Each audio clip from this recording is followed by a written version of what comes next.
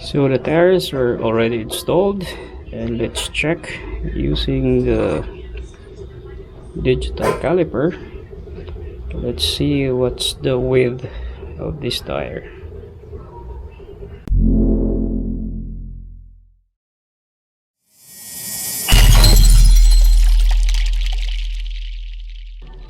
Good day, mayong adlaw o mayong hapon sa tanan. Good afternoon.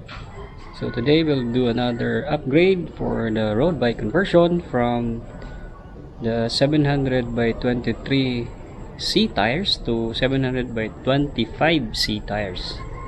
So I got this one from online shop. It is a Compass 700 by 25 C.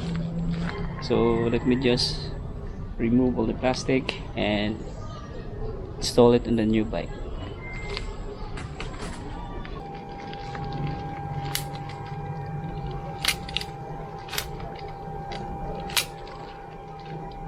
Just be careful when cutting out the plastic, as you might damage the tire.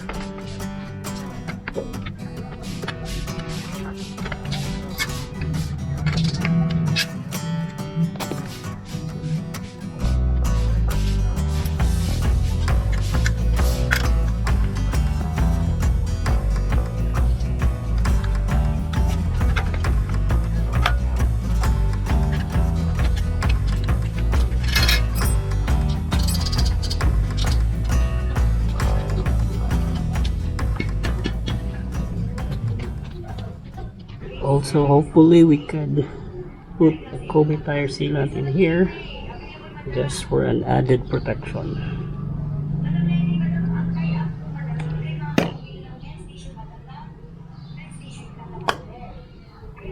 If you like videos like this, kindly hit that subscribe button below and follow my channel.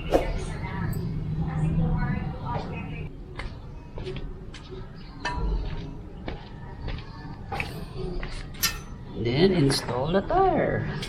Nice.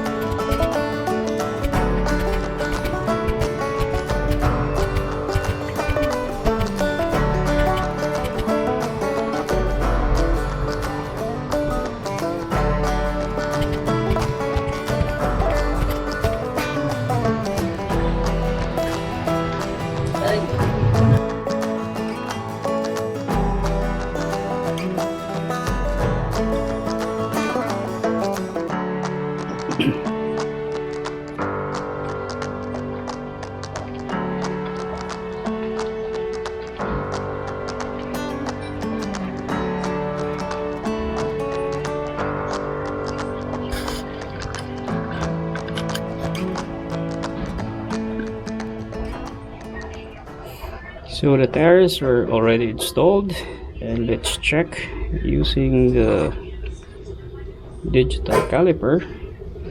Let's see what's the width of this tire.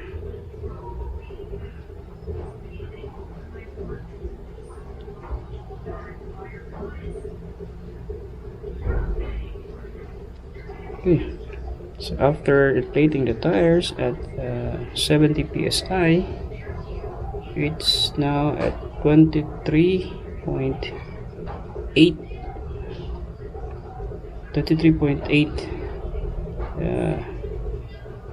mm. So maybe these are still new tires, and it's just quite a little bit wider than the 23C tires. This is the Skinwall Compass tire. So let's just hope that this budget tire would last for a while. Yeah, both good. I also have also put inside the Koby sealant. So hopefully this will last for a long time. Okay.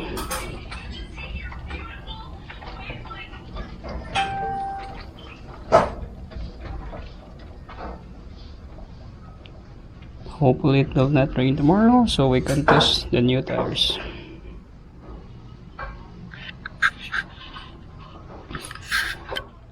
May naka-red.